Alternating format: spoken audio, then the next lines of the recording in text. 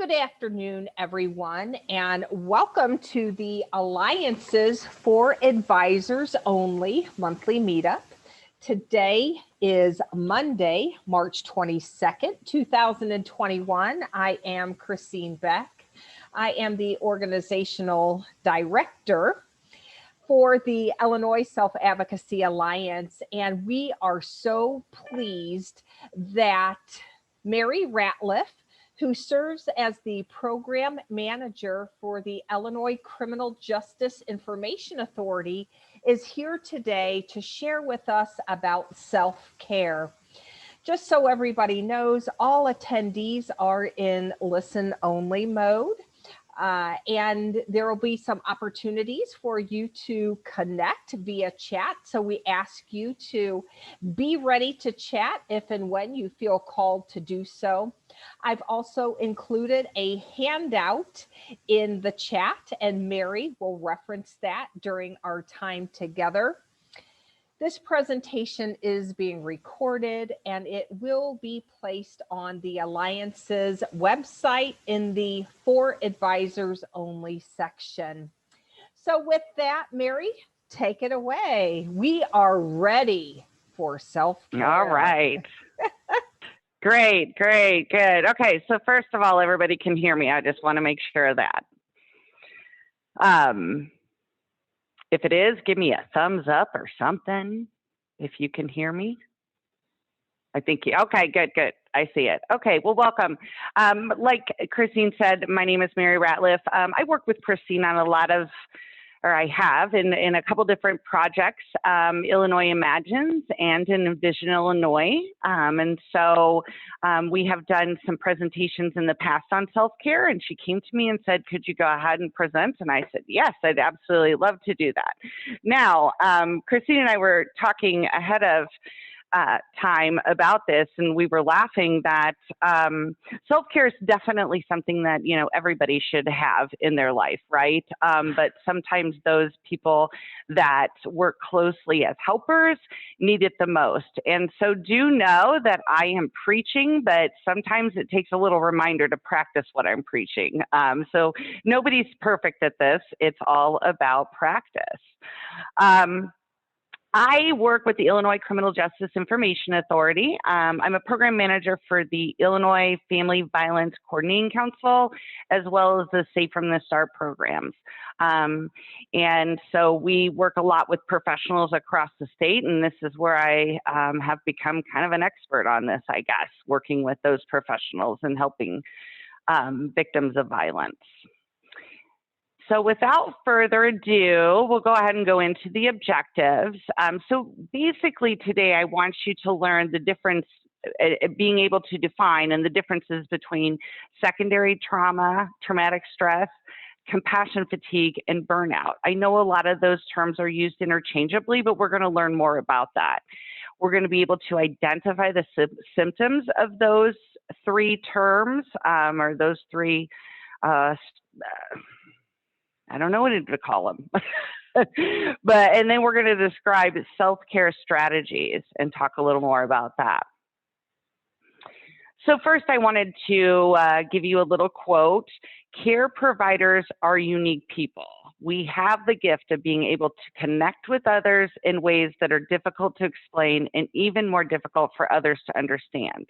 Our unique ability to emotionally join with our clients that allows us a near firsthand experience of their inner world is perhaps our greatest gift. And it is also our greatest challenge. So right away, we're going to go into a little self-assessment. So if those folks, and in fact, I can, whoops, I went too far. If you could go ahead and open up in the chat box, they have the burnout self-test. Yeah. If you could go ahead and open that up, I'm going to just give a couple minutes, maybe 5 minutes for you to run down. You can fill it out if you'd like to, and you can share some thoughts about it, but we're going to overall talk about how you feel about this test and what my answers might be.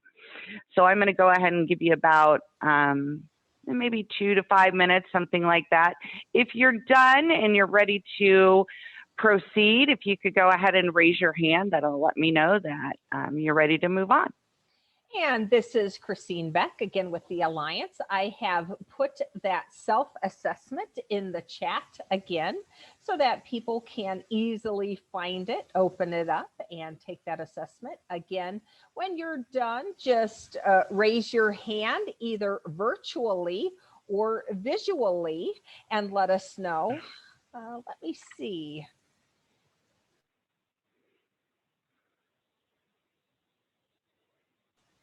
All right, I'm going to ask, I have one person who says that they don't see it. Can our other participants see it?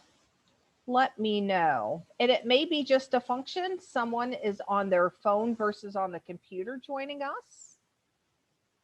So for those of you who have joined via computer, are you able to see the self-test? You can.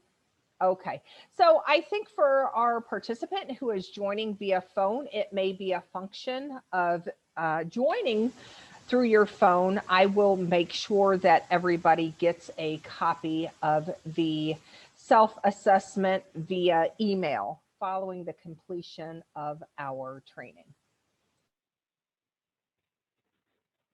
Great, thank you.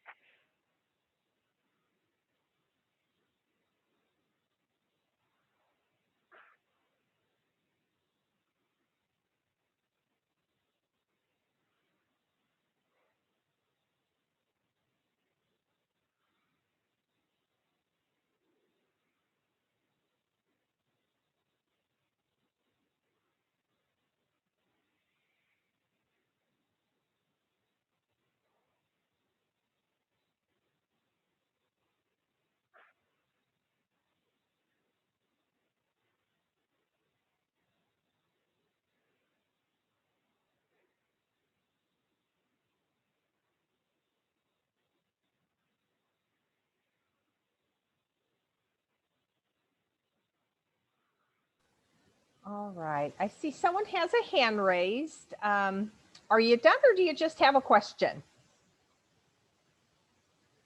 And you can go ahead and unmute yourself if you'd like to speak. Just done. Okay. So we have one person that's just done. Thank you so much for letting us know.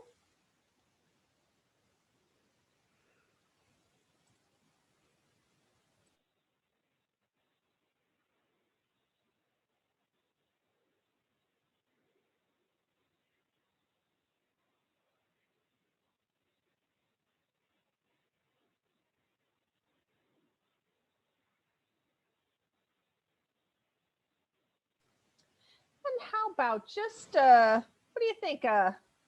half a minute more, Mary, before we move on? Absolutely. We can have a Fabulous. discussion if it's filled out or not. All right.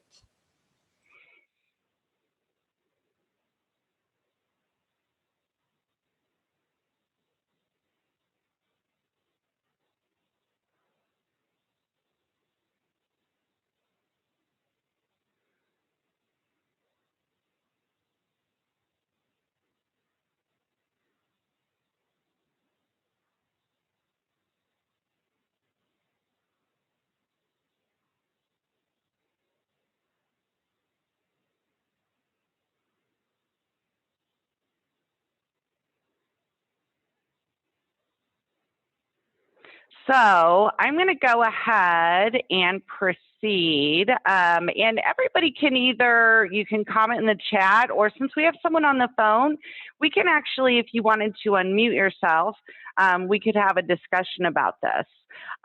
So first of all, in fact, let's do that. Let's talk instead of the chat. I feel like we're reading so much. So if you can unmute yourself. Let's first of all, what did everybody think about the self-burnout or the burnout self-test? What was your opinion?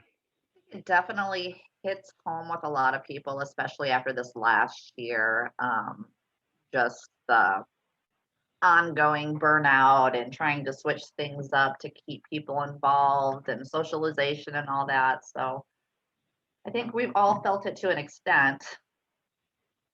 Yeah, absolutely. I think that the pandemic and being, whether you're working remotely or you're actually going in person, but there's the stress of, do I wear my mask, and when do I wear my mask, and do I go here? And I don't know about you, but the number of emails that I have gotten has, I feel like, tripled since in the last year. And it's easy to get lost in that. And so, yeah, feeling a little overwhelmed definitely hits home. I will disclose that my number was 43. So if you look at the bottom of that page, it shows your score interpretations.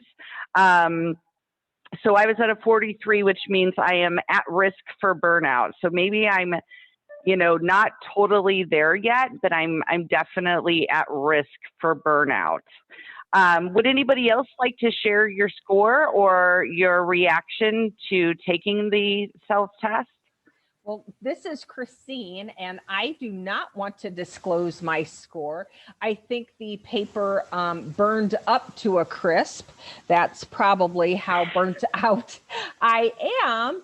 And I will just echo a little bit of what Amy said, trying to make sure that people have what they need to be healthy and happy and safe and engaged. And then many of us come home and we have to do the same type or very similar activities at home. And so home may not either be a restful place as well. So many people are trying to homeschool or remotely school children and make sure parents and family members have toilet paper and paper products and all the stuff that we were experiencing early on in the pandemic. And I'll just add that there were times early on that Zoom seemed like a lot of fun, and wow, we can connect, whether it's Zoom or WebEx or GoToMeeting. And now, oh yeah, I'm absolutely. Raise your hand if you're burnout just on Zoom and emails. Like, right? I totally burned out. Yes. But we just keep on pushing on, right? Anybody else want to share their scores or their reaction to taking the quiz, the self-test? Sure, this is Shay. It's okay if you don't. Oh, go ahead. I think it's interesting. It's like today, it's my score was just at 30, but I think it probably could be higher. Kind of thinking about it, I think I underestimated on some of those. but it's, yeah, I agree with just with what everyone said in terms of Zoom burnout. And the biggest thing for me was just trying to find ways of scheduling. I'm always trying to figure out ways of scheduling my time to separate work from personal time over the past year since I've been working from home. And that's been the biggest influencer of, of my feeling of stress and wanting to be productive or focusing about work. I really truly miss my commute time of sitting on a bus and not having to think. Right. So those things like your commute time that were annoying before, we miss now, right? And that is a good decompression, is, to come and go to work. I have definitely felt, since I have been working from home for officially over a year now, and I have felt it's hard to separate. My office is actually up in a loft, so it feels a little separated from the rest of my home. However, I know that it's right there, and it takes just a couple steps to get there. And so my work time has increased because it is there. So there's something to be said about that separation being in an office, versus your home and things like that. Definitely hear that. Hi, Any this other is Tara. reactions? Yeah, sure. This is Tara with the Alliance. I think that this is a really great assessment, especially it's very timely also with COVID. And now that we're hopefully starting to, we'll be getting back to a little bit a newer normal soon, where maybe there'll be some more flexibility for folks working from home. I think that people in the disability community especially have kind of been asking for some of these accommodations for a long time, and maybe there will be a lot more flexibility. But I think just for me personally too, having COVID as a time of reflection too, and being able to assess, my role in the work that I do and what I'm doing well and what areas could use more support. So, I think this assessment in particular too is really good to reflect in your job, and what are some opportunities that you may have or want to explore. And it seems like a good way to just kind of press pause from it and do some reflecting. So I was happy to review this. Awesome. I'm so glad that it's been helpful. And hopefully this presentation, and we're going to not only explain what, burnout or compassion fatigue or vicarious trauma is, but we're also going to talk a lot about what are ways in which we can reduce that risk of burnout or fatigue in that way, and how to take care of yourself. So I'm going to go ahead and move along.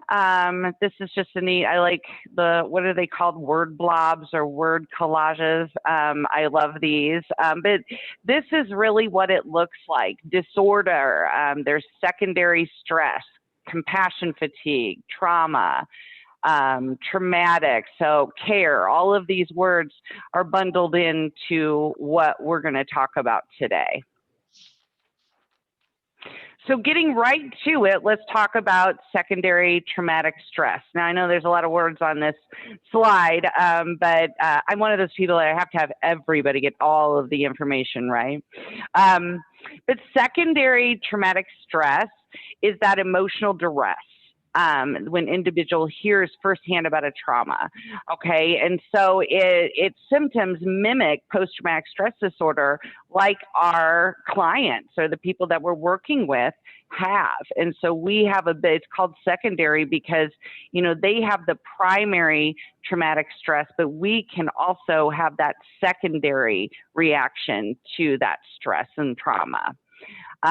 They may find themselves re-experiencing a trauma that it may be your own personal trauma that relates to a situation in which you're having secondary trauma. Someone had said something or has talked to you about an experience in your life, and you can somehow relate to that experience. Or just that trauma of listening to that person and working with that person through that traumatic experience has had an effect on you.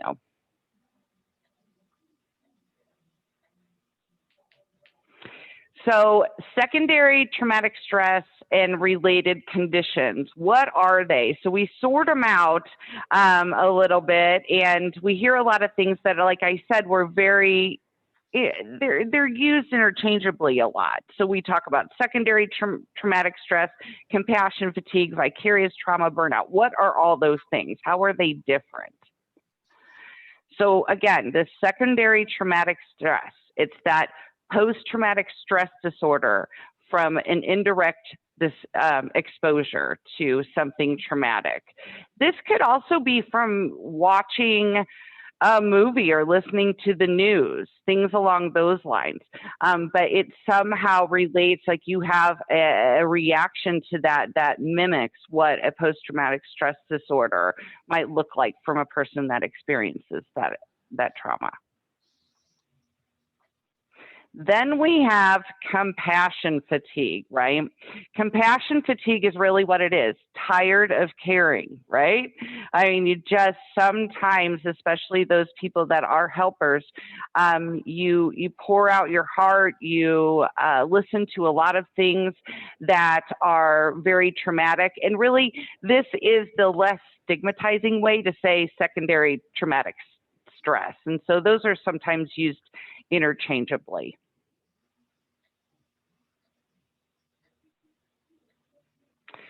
Vicarious trauma, and that is a changes in an inner experience of the helper resulting from an empathetic engagement of a traumatized client. So it's a theoretical term, focuses less on that symptoms, but more on like what cognitive changes are we thinking about? What's going through our mind as we're exposed to that another person's traumatic events.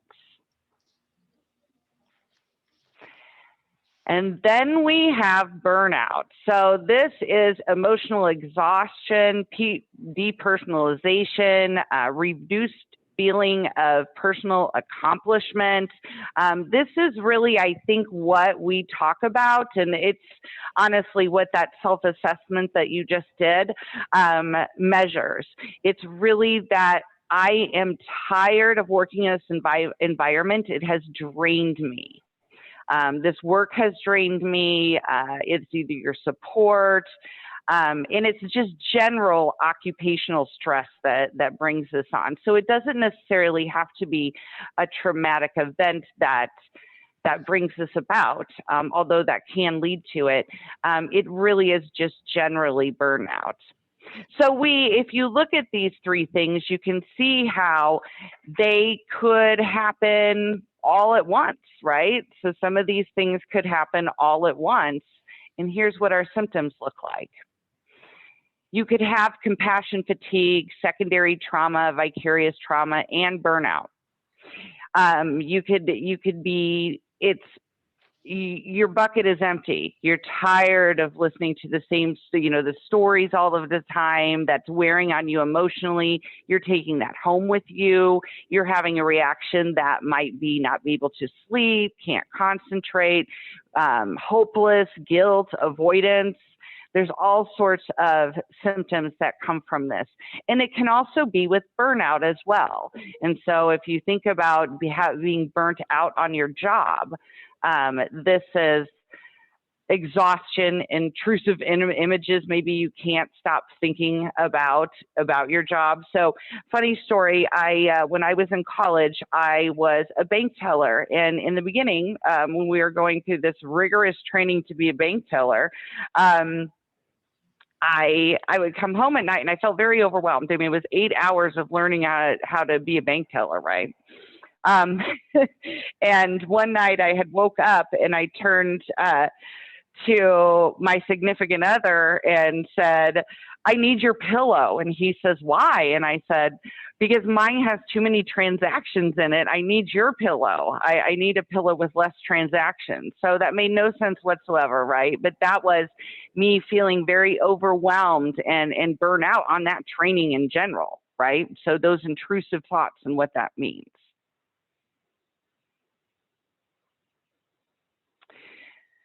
Some other symptoms are social withdrawal, anger and cynicism, sleeplessness, minimizing anxiety, self-criticism.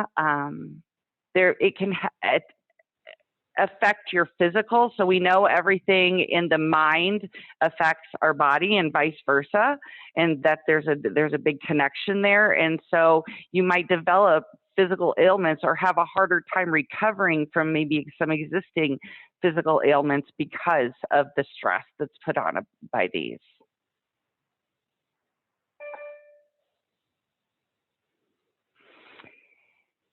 Then there are disconnection, poor boundaries. I know poor boundaries happens with helpers a lot, right? So we want to help, we want to do all we can. Sometimes we get those boundaries crossed, and it's boundaries in you need to have personal life, and then you need to have your occupational life, right? Work-home balance, and many helpers have a hard time with that balance with work and life. And so we're going to talk about some strategies with that, but go ahead and raise your hand if you have felt any of these symptoms in the last 3 slides.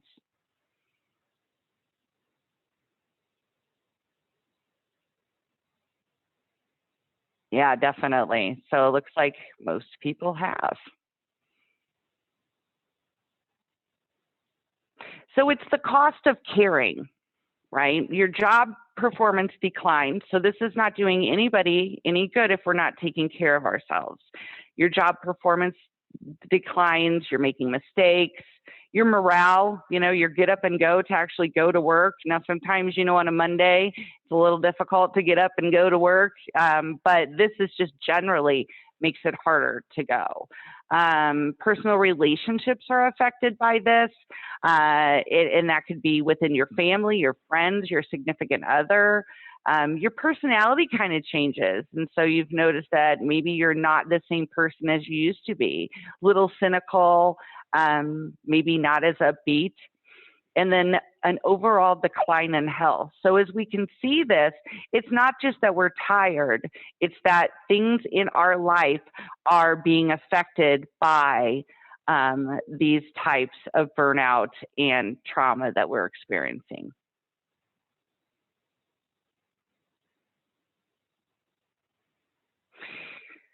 So has everybody been on an airplane? And they tell you that when you're on the airplane, if you have a small child, you are supposed to do what? Are you supposed to put your mask on the child first or on yourself first? You can go ahead and unmute, shout out.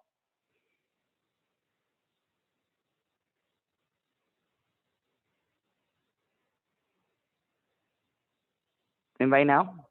Obviously, it's on the screen. First. The adult first. And why is that? Why is that? If we don't help ourselves, we won't be able to help anyone else. Absolutely. Absolutely. Now, that makes sense. At first, being on an airplane, when I was first a mother and I heard this, I was like, oh, no, I would do anything for my child. I want them. I will protect them first. But it does make sense that if we're not helping ourselves, how can we help other people?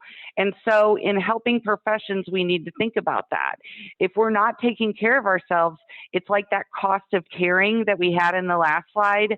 We are affecting our relationships around us, our job, our home life, our personality, our health. And so that's why it is so important to not only recognize that you may be burnout or you have secondary trauma or compassion fatigue, but also to get help for this, because you are no longer going to be able to do those things that you used to do and be good at your job or be good for your family or relationships like you did before, and it will continue to decrease. Now we're going to talk a little bit about self-care, but I wanted to pause for a minute to see if anybody had any questions or comments thus far.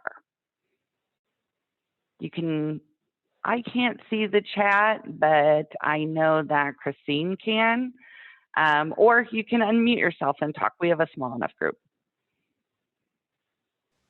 Yes, this is Christine. So whichever works best for participants, you are welcome to type in the chat and I will read them out loud. If you wish to unmute because that feels more comfortable to you and you want to speak, go ahead and do that as well.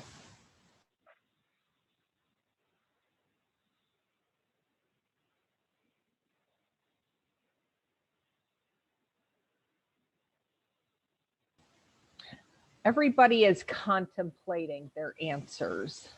They are, and it's okay if you have no questions or comments at this time. We can move forward, and we have more opportunity down the road to ask questions or chat about some of the material that we're going over. So no problem.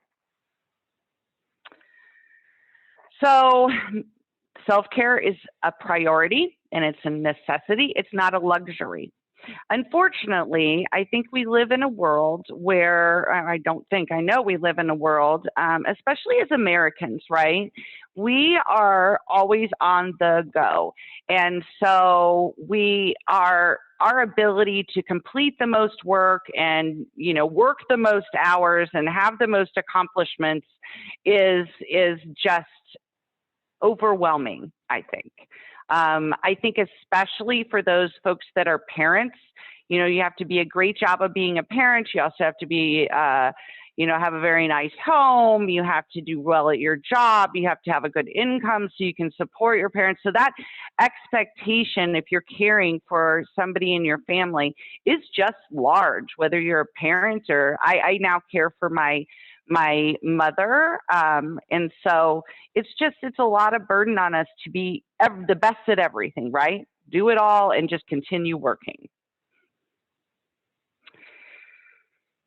Unfortunately, we know that that's not the case just from the previous slides and talking about this. But here are the ABCs of self-care. So first we have awareness. What do you think that awareness is? Our own needs, our limitations, our emotions, our resources? What else is in awareness that's important for self-care? Does anybody have any ideas? This is Christine, and I will say for myself, a couple of things for awareness. Sleep is, I need to be aware that I need to get more sleep or more restful sleep or however that manifests itself. The other thing is good nutrition. I will perhaps not make the best nutritional choices for my body, and then I feel sluggish, which doesn't help you feel good. So for me, sleep and dietary choices. Absolutely. Any other awareness that people would want to share? This is Amy. I would say just for myself, knowing boundaries. It's so easy now, and when things need to be done, just knowing those healthy boundaries and when to say no, because, we try to just do what we can.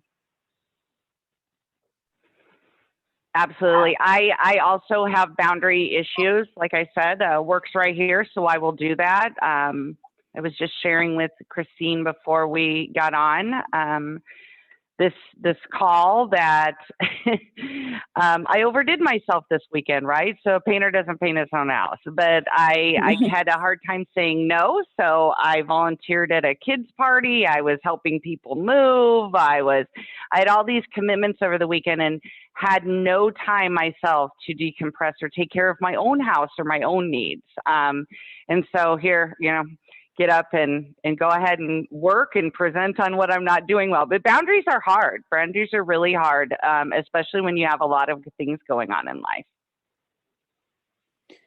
This is Tara. I would say, to kind of take that point about boundaries to the next level, advocacy is something that we work really hard to develop in the people that we serve and support, people with intellectual and developmental disabilities, right? And I think for us as supporters or, maybe even disabled people ourselves, I think it can be hard to advocate for yourself and to advocate when, you know, your boundaries have been crossed, or advocate when you feel you're kind of approaching your max, and, you know, being able to kind of say, I need help, or I need to take a break, you know, that those are things that aren't always, we kind of see them as a weakness. And I think really they're a sign of strength when you have that intuition and you can follow your own, you know, gut, and really understand, like, whether you're not sleeping enough or not eating well or taking too much on, you know, those are things that we want to be aware of. So Absolutely. Yeah. This is Christine, and I'd just like to follow up with what Tara said and ask, how do we switch that from a weakness to a strength? Specifically, the asking for help, or the saying no, or the active practice of self-care that we might have to inform other people of. I can't do that. My bucket is overfilled. I need to put my oxygen mask on. You know, whatever it is we say, however that looks, how do we change that from what can be perceived as a weakness to that of strength? Yeah, absolutely. Well, let's do another activity. Raise your hand if you're a people pleaser. Right? So a lot of helpers, and this isn't, I'm not trying to generalize everybody, but a lot of people that are in helping professions are people pleasers. That's what we want to do. That's why we do our job, right? We didn't just all of a sudden fall into this, or most people don't just fall into their work. You are in this work because it's something that means something to you. And so saying those boundaries are even harder because you have a personal connection to the work that you do. So yeah, turning it into positive, and it really is, and it really is in your head, I believe. It's really something that you have to constantly remind yourself, whether that's putting notes around your house, or journaling, or talking to somebody about it. And we'll get more into this, but it definitely is something that you have to change within yourself. Our society is very focused on production. We are being busy, and being productive is like a badge of honor sometimes. And we have to recognize and advocate for ourselves and others that that is not healthy to keep going. And so maybe recognizing in other people, other helpers, that this is not a healthy way to live. You need to take time for yourself. How can you do that?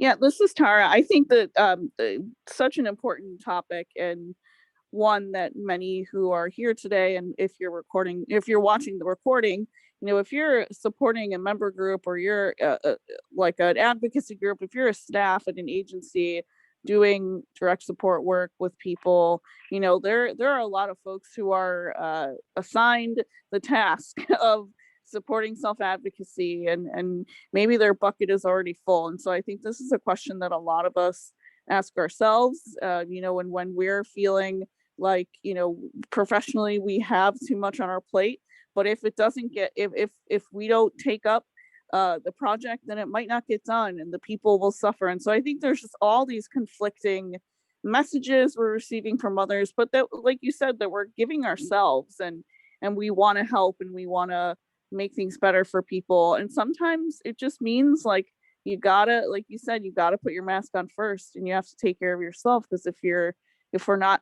good with ourselves, then how can we really help anyone else? So I appreciate all of these and the ABCs. Absolutely. And that comes to balance too, right? A work-life balance. We, especially again, Americans, we do not prioritize that nor value a work-life balance. It's work, work, work all the time. We say this to our kids, you know, do good in school, you know, go out and have all these activities. And sometimes even our children are overwhelmed with all of the things that we are expecting them to do, or that just generally society. And having that work-life balance is so, so important. My dad used to say that my grave is not going to say, you know, how many work hours I put in or what accomplishments I have at work. It is going to be about my personal life and my family, and and those things that mean well to me. And we all know that, and we all say that, but that's not necessarily reflected in our daily activities. So finding that balance, which is challenging. And then connection. So you have a connection in I think 3 different ways. You know, the first way is connection with others. That's what we first think. So being able to talk to somebody and connected with somebody that you can share experiences, you can share your thoughts and your emotions with about that, and that just helps you to feel like you are more of something because you have that connection. We as human beings, that's a normal thing. We also have connections to something that is larger. And so I think that, again, helpers do this as well. Like they are connected to something that is larger because they want to do this work. But sometimes helpers get very into the nitty gritty of their work and they can't see, or they forget what the bigger picture is and what you're really doing with that. So what can you do to feel connected to a larger purpose? And whether that's in your work or in your personal life, having that connection to something. And then connecting to oneself. And I think that connection, when people think about that, they never think about themselves, right? They're just connecting to others and all these other things. But connecting to yourself, who are you? We are constantly, as human beings, changing. With every season of our life, we are changing. And so kind of taking that time to figure out who we are and what we like and what we don't like and what are priorities to us and what we want and what we don't want is very, very important.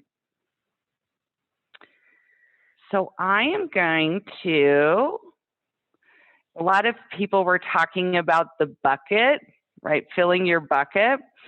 You can't pour from an empty cup, so you take care of yourself first. I say a bucket. I call it, you know, we all have bucket lists, right? You know, till you kick the bucket. But I kind of like that bucket list because it fills my bucket. So I have a list of things that I want to do or want to experience or be connected to, because that helps fill my bucket so that I'm able to keep going forward.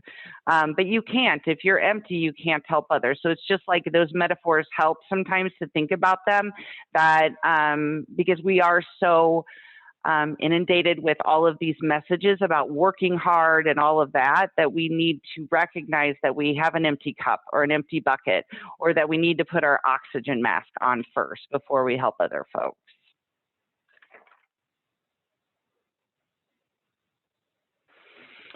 So taking care of yourself, and I wanted, you know, a few slides ago, we talked about the cost of caring. And if you really think of it as in cost as in dollar-wise, if that's a focus, some people are very focused on, you know, financials and data and things like that. Considering a cost associated with mental health services, lost wages, spending some time on yourself might benefit somebody if you are doing these things. So it's not only, you know, the cost to the personal relationships you have or your work. There are actually financial costs associated with not taking care of yourself. So taking care of yourself and actually, you know, investing that money in yourself will definitely have a better outcome financially as well, if that makes any sense. Just trying to come at it by all angles, because I know that there are folks out there that are very like, well, it costs too much money if I'm not working, then I'm not on the clock, or it costs too much money to see a therapist. But really looking at the outcome if you do not take care of yourself is much more costly.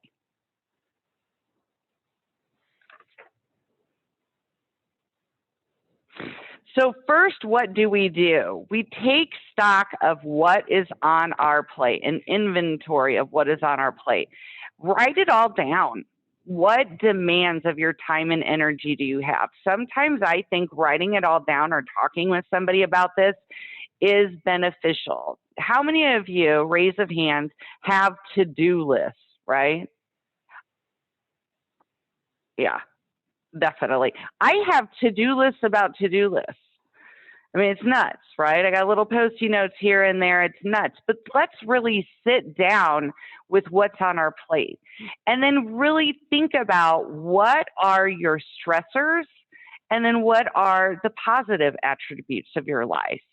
Because it's really easy in this inventory or this to-do list to get focused on those negative stressors and to look at them. Sometimes stressors are good. Sometimes they really are, you know, getting us motivated and our mind acclimated to do things, that's good. But really prioritizing what is important on that list is also important. So yes, work is very important, but you want to look at that whole list and think about what in your family is important, what in your household is important, what in your faith is important, and putting that all out on the plate. So that's the first thing, is just putting it all out there.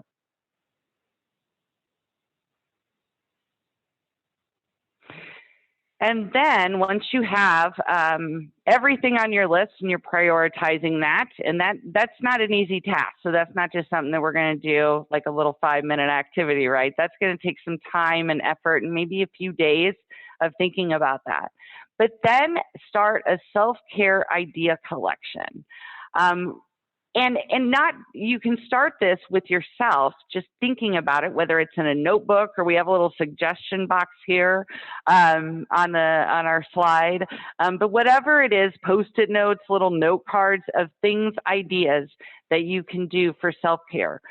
And it's about you, not what everybody else thinks, but you could ask family, friends, coworkers for different strategies of what they think would be helpful, because that really broadens that scope for you of what's out there and what can be done to help yourself. And then as you're getting these ideas, I actually had one coworker that they did a little activity where they wrote down on these little index cards different self-care ideas, and then, you know, when she was feeling a little burnout or a little stress, she would pull from the pot, kind of like a drawing, and seeing what was there, and then would take one and try to do it. Didn't always work all the time, but you know, it was a good way to be thoughtful about it. And then when in need, she drew something out of that bucket and then went and did it. And kind of, she said, though, she let the gods tell her what was best for her, right? I don't know if that'll work for everybody, but it can be a good idea to do. At work, if you can incorporate this into your staff meetings, really thinking about self-care on more of the positive, you know, definitely talking about what are some causes of stress and burnout and fatigue, but definitely talking and focusing more on a positive of what are some things that you can do individually as well as a team, if that's what you have in your workplace together.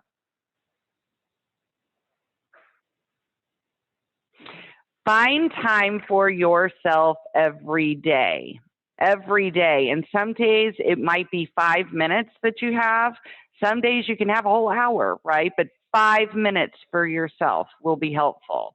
I know personally, when I'm thinking about something and I'm stressed about something, I've been writing a notice of funding opportunity at work, and it's overwhelming to me. So it's a beautiful day outside. If I'm stuck with it, sometimes what I can do, and I consider it to be work, I go out and I take a 5-minute walk, you know, get that energy out, maybe start thinking, get the blood flowing, and then come back to it, and you might have a different perspective. But taking those mini breaks throughout the workday, definitely standing up or, you know, moving around some bit is good too. How many of you, raise of hands, really get glued to your laptop or your computer or, you know, your phone, and hours go by and you haven't stood up or moved around or thought about anything else except for what you're working on? I'm definitely there.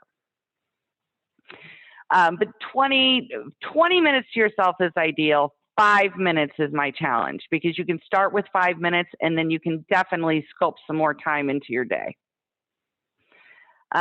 So one nourishing activity a day. Again, we're going back to that notebook or that index card where you had all of those ideas of what self-care means. So self-care could mean a vacation, right? That's going to take a week, but you need to incorporate some of those little 5-minute activities too. taking a walk, listening to some music, playing with your dog or your pet or anything like that, something that will nourish your day and keep you going throughout the day. Delegate. This is my hardest, very hard one to delegate. So I recognize and I am aware that I like to be in control. And that means delegating is very difficult to me because I feel out of control if I give someone other work. I am also, to make it doubly worse, I am a people pleaser. So I want to be in control and do everything my own, and I don't want to bother other people. What this means is that it's really hard to delegate, really, really hard to delegate. So I am just going to throw this out and ask you, please unmute if you can. I'm trying to be mindful of time. It looks like we're running out of time. But maybe anybody else know a benefit? I'll tell you the hard parts. I just told you the hard parts about delegating. What's a benefit of delegating? Hi, this is Jay Jin. One benefit could be different perspectives or fresh ideas on a task or a project. Absolutely. That's very good. This is Noelle. You can, I'm sorry. Oh, go ahead. No, go ahead. You can accomplish more if you delegate what you would have been taking time being done is being done to someone else, so you can get another project done. Absolutely. And if you're in a managerial position and you have hard time delegating to your staff, think about how you are helping to develop your staff skills by delegating different tasks to them. That's helping them to increase their experience and skills. So you're actually helping somebody else. And I know that, with helpers, that's important. Anything else?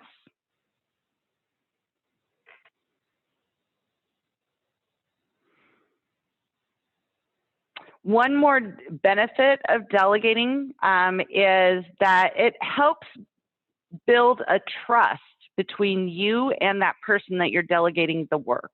It helps that connection piece. Remember, we talked about the ABCs, and connection is important. And so it brings you balance in your own life by getting some stuff off your plate, and definitely that connection.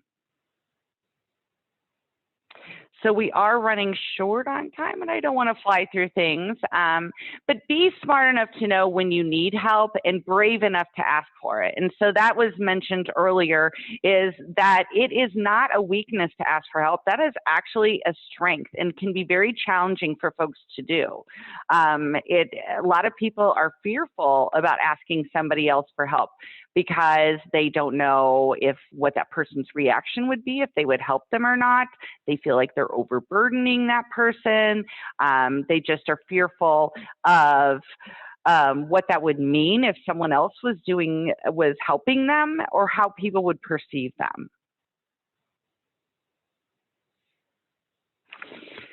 This is a little activity that if we're in person, it would be great that we could do this, having people draw trees, but I call this the worry tree. And so this may apply to some folks and not apply to others. I encourage you that if there is no tree around your home, to find some other object to hang your worries on. And so the idea is that work is going to be there. And this is harder when we're actually working from home because, there's not necessarily a tree in my stairway up to the loft where my office is. But really having that visual sometimes helps folks. So the worry tree is when you are transitioning from work to home, you hang your worries onto the tree and you name them. It may sound silly and crazy, but you name them. I am not going to worry about this, or I am not going to worry about that. I am hanging on that tree because tomorrow that will be there and I can pick them up when I go back to work.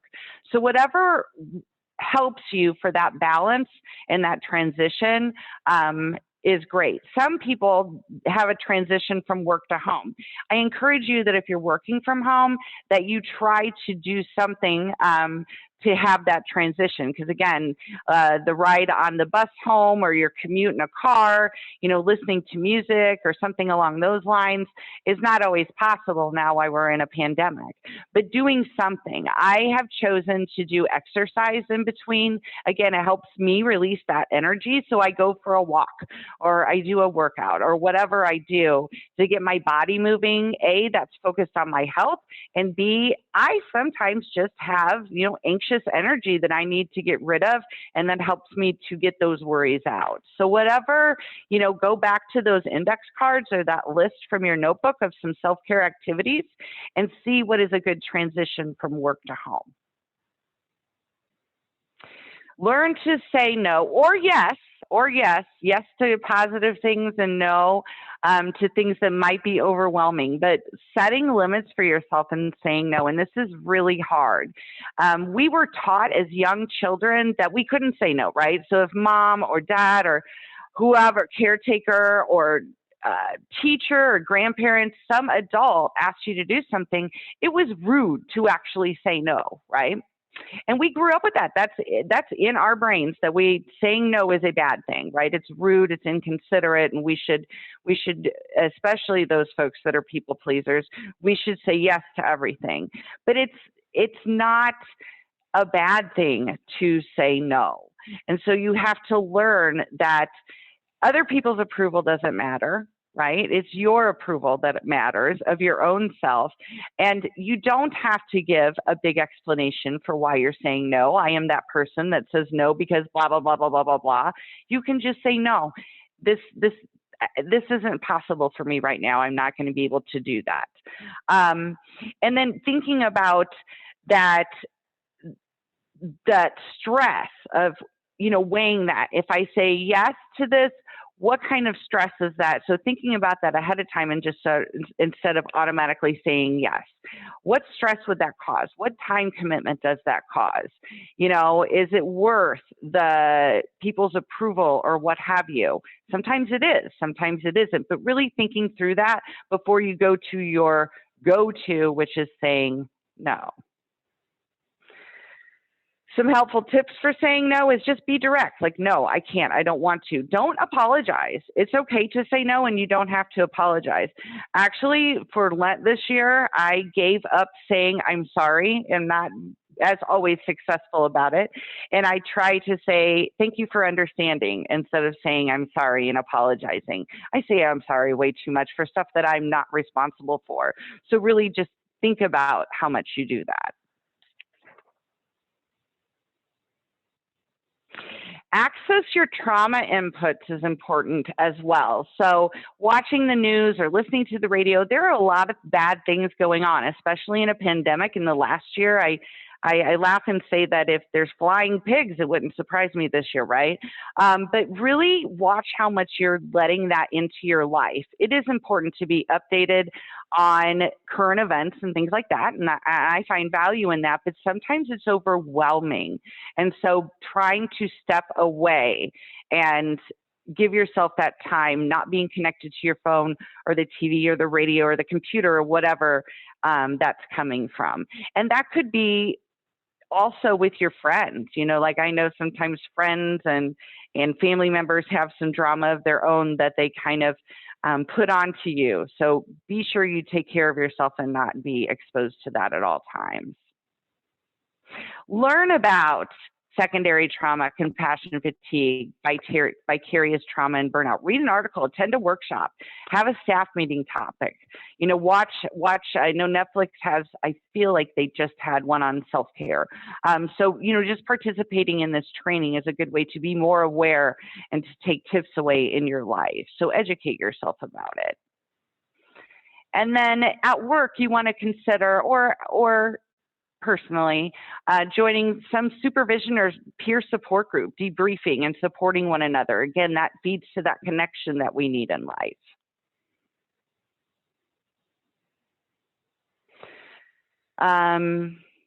Yeah, we already talked about that. Let's go to working part-time, take time off, not always possible, but you do have less exposure to trauma if you do that, and it may re-energize you, or just switching what you're doing. If that's a possibility with you, if you have that opportunity and you want to try something new, sometimes that is revitalizing. Physical exercise. No, it's not possible for everybody, but there's always a way someone can incorporate something into their day. So it actually boosts happy chemicals like endorphins. It can help alleviate symptoms of depression. It helps your self-worth. So if you do like lose weight or feel stronger or something along those lines, exercise is a good benefit. So ask for help when you need it. Create a work environment that encourages self-care. So advocate for that in yourself, in your workplace, that you talk about that and make that into a regular routine. And then personally, you need a regular routine of self-care, not infrequently, like I'm going to take a vacation once a year. It is every day for at least 5 minutes. So if your compassion does not include yourself, it's not complete. You've not done your whole job.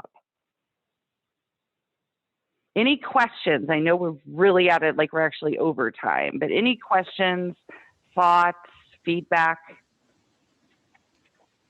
So if you have any questions, you are welcome to take yourself off of unmute and speak them out loud. If you wish to put them in the chat, you may do that as well. While people are considering what they may want to share on behalf of the Illinois Self-Advocacy Alliance, I would love to thank Mary Ratliff, who is from the Illinois Family Violence Coordinating Council. She has been so welcoming in sharing with us about self-care. Very timely. There's always time for self-care, right?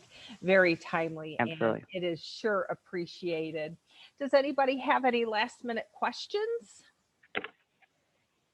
Well, this is JJ, and I just want to echo the gratitude for the session. And it was a lot of this is stuff that I'm familiar with, but that's, again, professionally in my head.